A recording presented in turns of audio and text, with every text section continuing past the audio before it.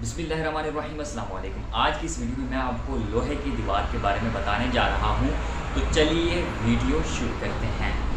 عنوان سیرت النبی صلی اللہ علیہ وسلم۔ لوہے کی دیوار، ان کے بدن، کھال بال، غرض ہر چیز بالکل صحیح سلامت تھی، یعنی جیسے سوتے واقعے تھے بالکل ویسے ہی تھے، کسی قسم کی کوئی تبدیلی واقع نہیں ہوتی۔ وہ آپس میں کہنے لگے، کیوں بھائی بھلا ہم کتنی دیر تک سوتے رہے ہیں؟ ایک نے جواب دیا، ایک دن یا اس سے بھی کم۔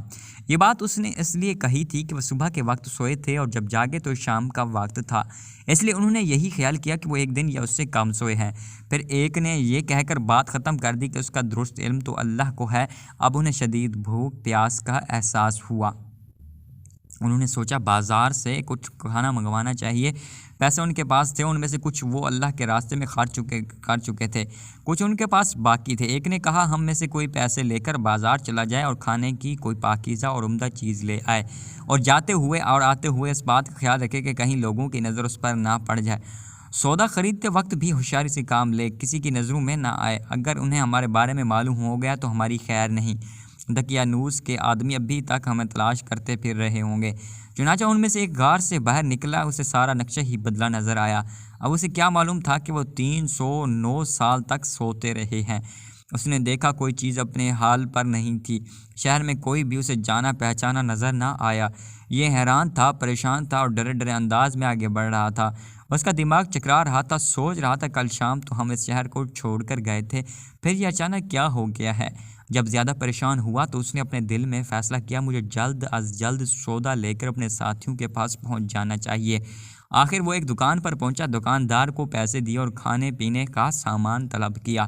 دکاندار اس سکے کو دیکھ کر حیرت زدہ رہ گیا۔ اس نے وہ سکہ ساتھ والے دکاندار کو دکھایا اور بولا، بھائی ذرا دیکھنا، یہ سکہ کس زمانے کا ہے؟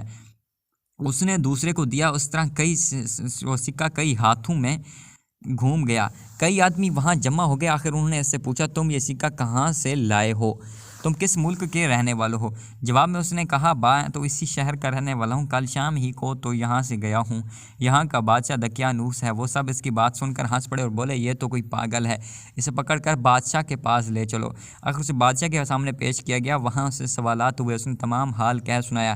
بادشاہ اور سب لوگ اس کی کہانی سن کر حیرت زدہ رہ گئے۔ آخر کار انہوں نے کہا، اچھا ٹھیک ہے، تم ہمیں اپنے ساتھیوں کے پاس لے چلو، وہ غار ہمیں بھی دکھاؤ۔ چنانچہ سب لوگ اس کے ساتھ غار کی طرف روانہ ہوئے۔ ان نوجوانوں سے ملے اور انہیں بتایا کہ دقیانوس کی بادشاہت ختم ہوئے 3 صدیاں بیت چکی ہیں اور اب یہاں اللہ کے نیک بندوں کی حکومت ہے۔ بہرحال ان نوجوانوں نے اپنی بقیہ زندگی اسی غار میں گزاری اور وہیں وفات پائی۔ بعد میں ان لوگوں نے ان کے اعزاز کے طور پر پہاڑ کی بلندی پر ایک مسجد تعمیر کی تھی۔ ایک روایت یہ بھی ہے کہ جب شہر جانے والا پہلا نوجوان لوگوں کو لے کر غار کے قریب پہنچا تو اس نے کہا، تم لوگ یہیں ٹھہرو، میں جا کر انہیں خبر دوں۔ اب یہ ان سے الگ ہو کر غار میں داخل ہوا، ساتھ ہی اللہ تعالیٰ نے ان پر پھر نیند تاریک کر دی۔ بادشاہ اور اس کے ساتھی اسے تلاش کرتے رہ گئے، نہ وہ ملے اور نہ ہی وہ غار انہیں نظر آئی۔ اللہ تعالیٰ نے ان کی نظروں سے غار کو ان سب کو چھپا دیا۔ ان کے بارے میں لوگ خیال کرتے رہتے تھے کہ وہ 7 تھے، 8واں ان کا کتا تھا، یا وہ 9 تھے، 10واں ان کا کتا تھا۔ بہرحال ان کی گنتی کا صحیح علم اللہ ہی کو ہے۔ اللہ تعالیٰ نے اپنے نبی اکرم صلی اللہ علیہ وسلم سے ارشاد فرمایا، ان کے بارے میں زیادہ بحث نہ کریں اور نہ ان کے بارے کسی سے دریافت کریں، کیونکہ ان کے بارے میں لوگ اپنی طرف سے باتیں کرتے ہیں، کوئی صحیح دلیل ان کے پاس نہیں ہے۔ مشرکین کا دوسرا سوال تھا، ذوالقرنین کون تھا؟ ذوالقرنین کے بارے تفصیل یوں ملتے ہیں، ذوالقرنین ایک نیک، خدا رسیدہ اور زبردست بادشاہ تھا۔ انہوں نے 3 بڑی مہامات سر کیں۔ پہلی مہم میں وہ اس مقام تک پہنچا جہاں سورج غروب ہوتا ہے۔ یہاں انہیں ایک ایسی قوم ملی جس کے بارے میں اللہ نے انہیں اختیار دیا کہ چاہے اس قوم کو سزا دیں، چاہے تو ان کے ساتھ نیک سلوک کریں۔ ذوالقرنین نے کہا، جو شخص ظالم ہے ہم اسے سزا دیں گے اور مرنے کے بعد اللہ تعالیٰ بھی اسے سزا دیں گے، البتہ مومن بندوں کو نیک بدلہ ملے گا۔ دوسری مہم میں وہ اس مقام تک پہنچا جہاں سے سورج طلوع ہوتا ہے۔ وہاں انہیں ایسے لوگ ملے جن کے مکانات کی کوئی چھت وغیرہ نہیں تھی۔ تیسری مہم میں وہ 2 گھاٹیوں کے درمیان پہنچے جہاں کے لوگ ان کی باتیں نہیں سمجھتے تھے۔ اللہ تعالیٰ نے ان کی نظروں سے غار کو اور ان سب کو چھپا دیا۔